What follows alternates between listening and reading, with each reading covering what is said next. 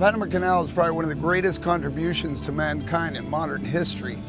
This is what it's all about. It's open to the world. It has expanded trade. It expanded the west to the east coast of the United States. The whole world is involved here. The canal is not just a canal. The canal is a route. Ships are just coming one after the other. All kinds of vessels transiting.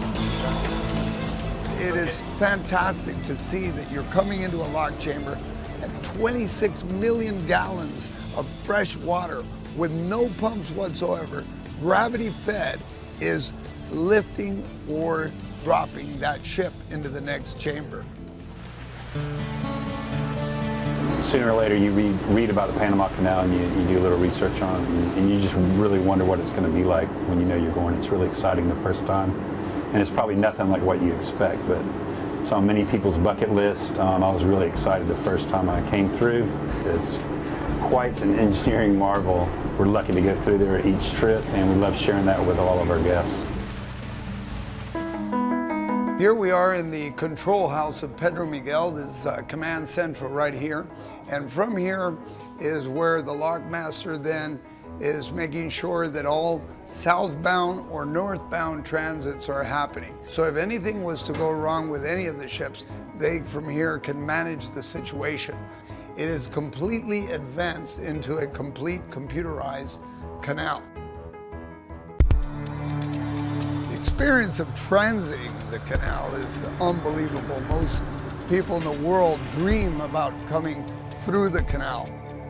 It's a great historical moment to be here, and going through the canal, it's 8 hours and it does not seem enough. We always want more once we finish that canal transit, because we all know how special it is. National Geographic image collection, standing on board the National Geographic Lindblad Sea Lion, and we're in the middle of the Panama Canal. I didn't know the Panama Canal was open 24 hours a day. You know, that this goes on all year long, Christmas included. Night or day, just like a drive-in. Yeah, people were asking, how can you get shots at night on the Panama Canal? Because you're really on a moving platform. So there's always movement, there's always vibration coming from the motor.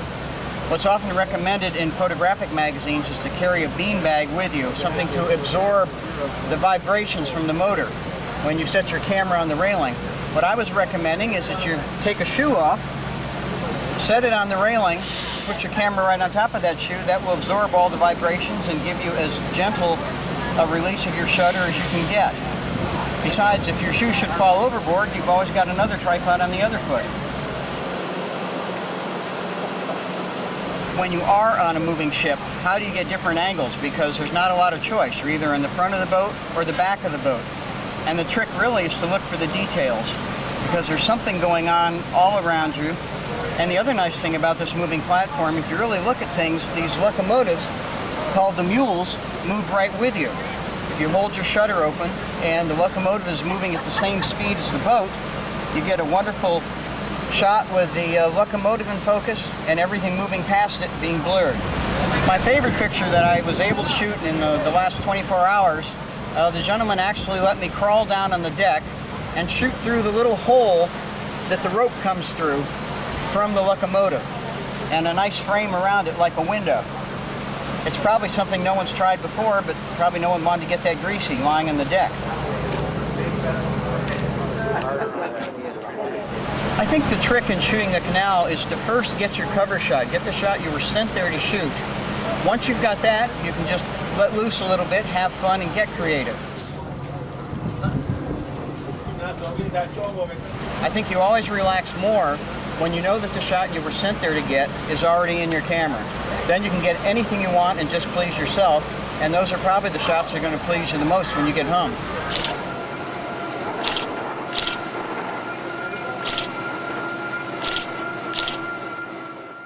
Today we find ourselves in the island of Toboga, also known as the Island of the Flowers, because there's little hints of jasmine and gardenia and bougainvilleas. And we're going to be doing a walk. We're going to be going to the second oldest church in the Americas, built in 1524. Then we're going to go visit Paul Gauguin Monument, and then we're going to go by my house, and everybody's cordially invited. Toboga Island dates back to 1524, where Francisco Pizarro came and he built the church along with Hernan de Luca. And this is basically a fisherman's village with a population of 1,000, and there's also probably about 100 homes here of weekenders that come like myself. And we come in our boats and we spend the weekend here, and then we go back to the city. Welcome to my house, my building. This was built in 1950. As you know, it says Casa Cor, and it has 4 apartments. And the last 2 apartments in the bottom are open for you to go in. The last one down, the furthest one down, is my apartment, and there's some beverages, margaritas there. There's some passion fruit juice. They're waiting for y'all.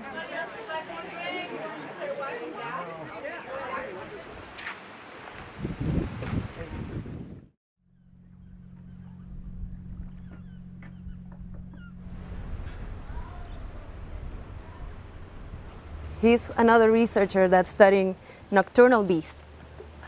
It's very interesting. We are here at the Barrio Colorado institution. Starting with the beginning, this place was created because of the construction of the Panama Canal. The Panama Canal took 4 years to flood the lake in, and once the lake was flooded, then this area became an island, isolated since 1914. So everything that you see now here, it doesn't have any invasive species. It's just as pure as it is, as you can find it 100 years ago. And it started like that, and many biologists came here at the beginning trying to make a biological survey. And when they started to look into all of the fauna and biodiversity that you have here, it just became overwhelming for many biologists, and it started to gain a popularity. And it has been a biological reserve since 1923.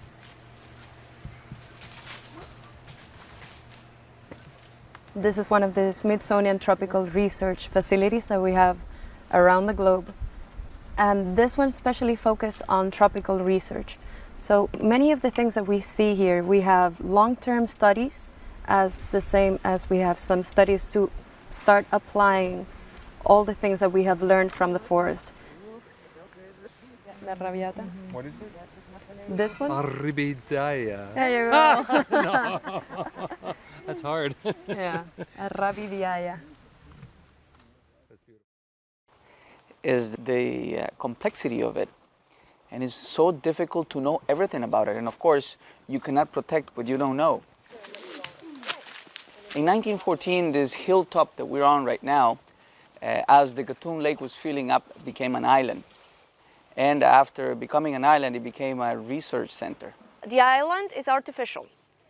So this is a man-made island in a man-made lake. The area we're walking in today, it's a mature secondary forest. And secondary forest because it's been cut at some point, okay? So that's how we know about how old these trees are. The Barrio Colorado Island is the piece of tropical rainforest of the world that is most well known. Almost every inch of this rainforest has been studied, and that's the relevance of it. We're going to begin a journey through all of Costa Rica and Panama, and we're going to be visiting a lot of rainforest. So starting here in one of the most important research centers of the world is a really good way of beginning a trip to better understand the tropical rainforest. One of the most impressive things is that every ship that goes through the canal has to just go by this beautiful island. We are the only ship allowed to stop in the middle of the transit to the canal to be able to visit a jewel like the Barrio Colorado Island. Line. We are doing Panama and Costa Rica. Earlier this afternoon, we were just gazing out in the ocean and saw movement up ahead. We saw some fins, and soon thereafter they are identified as false killer whales. There was a pod of about 6 or 7. False killer whales are a member of the dolphin family that are related to the killer whales. This is a very active predator. This is an animal that can go after larger animals. Sometimes they're seen eating dolphins. They're almost always in pods, always in groups, sometimes in very large numbers. But we just don't come across them that often. They're always moving. They're following fishes that migrate long distances. Not a lot is known about these animals, and they're very difficult to follow, but they're doing some photo identification studies on them, and hopefully some of our photos can be used to help further those studies. We spent the last half hour, 45 minutes, enjoying the sights of the false killer whales. It made an excellent day that much better.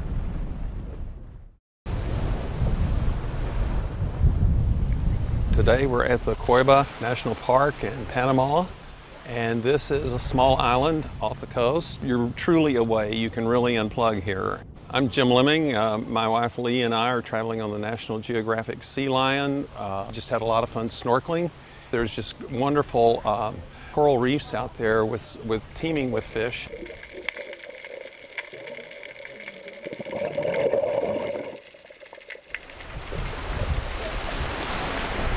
We've done some kayaking, and we got a movie of the hermit crabs. They're just very, very busy here. Lots of them.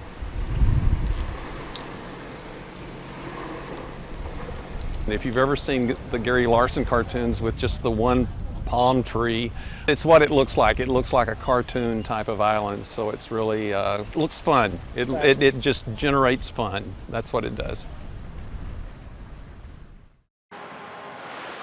We just did a wonderful beach landing in Toboga. The contrast here is fabulous. You have the small fishing boats bobbing about just off the beach, quaint little village, beautiful, beautiful colors, the bougainvillea, the white beach, the children playing. It's a very special place, another special place that National Geographic does. Toboga Island during the colonial time was a very important port for the Spaniards. It was around here where they had to anchor their vessels since the waters right in front of Panama City was too shallow for their ships. So from here they would navigate in small little sailboats to get to the city. And as well, this area here is pretty much known as the Island of the Flowers. It used to have lovely gardens as well. Today Toboga Island is more or less like a getaway for the locals, and there's a lot of beach houses around here and a lot of bed and breakfast, and during the weekend the island is crowded because there's a lot of locals that would love to spend their day in the crystal waters of Toboga.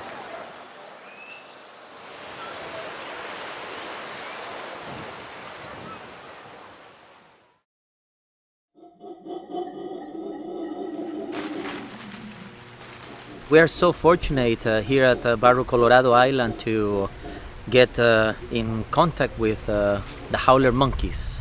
There is a nice troop welcoming us in the start of our adventure through Panama and Costa Rica. Well, the first thing you noticed was the loud sound. And then it took me a while to find them, but they scampered off. I'm not sure how well I did with my photos, but I tried. Their troops could go all the way from 10 and up to 45 individuals even in one troop. There is always one alpha monkey in the troop, which is the first one to pick up the females, is the top of the hierarchy.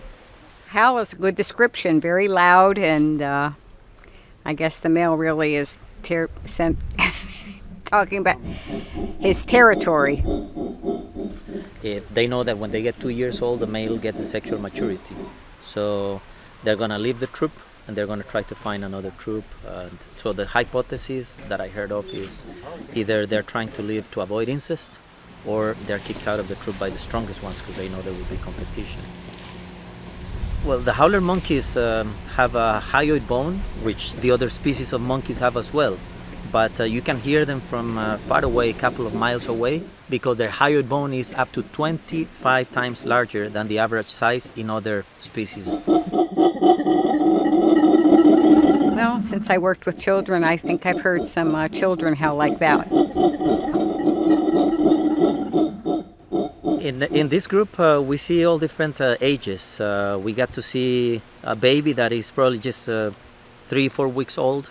And then we saw some juveniles, other howlers that are still in the juvenile stage.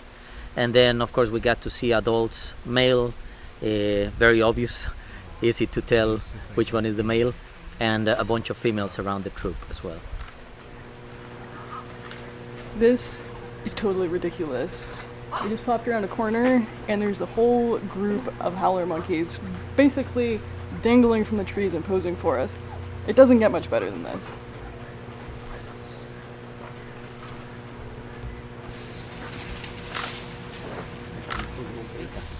And as we can see, these are very lethargic monkeys. Their diet is based mostly on leaves, and they do not have the enzyme to break down cellulose. Having a limited diet, they tend to be more lethargic than the other species of monkeys.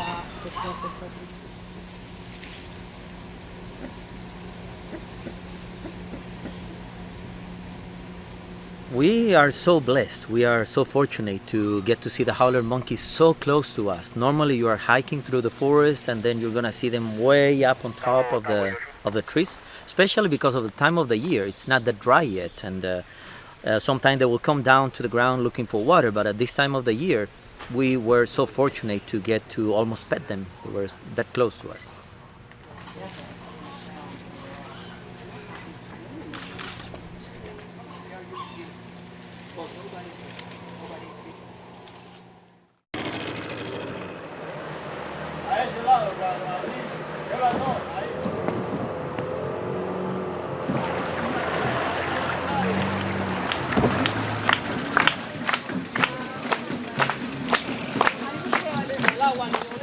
So Mogue is in the province of Darien, which is the least populated, largest province, probably the one with the rainforest most intact. It's pretty far from the border of Colombia, and you can, I think if you use like Google Maps, Google Earth, and you zoom in close enough, you'll actually see Mogue. It's a village of about 400 people, 400 to 500 people. They're all of the ethnicity Embera. Most people here make a living off of agriculture, fishing, and then the tourism here is, it doesn't happen that often, but it kind of augments their living. They get a little bit of income selling their artisan work and stuff like that. So these cruise ships come in maybe 2 or 3 times a year in the dry season.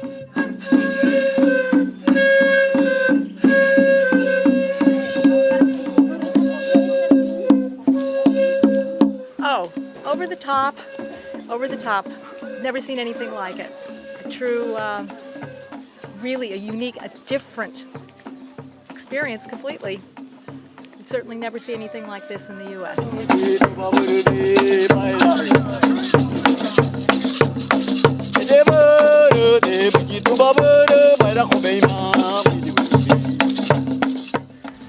The dance thing was really cool. Yeah, and like how they made like really cool stuff. What a different world. Yeah, it was awesome. Yeah, the people were very friendly.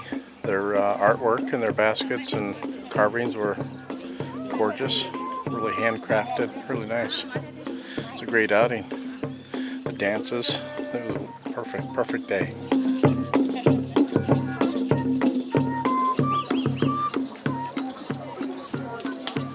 The suspension system is a little rough.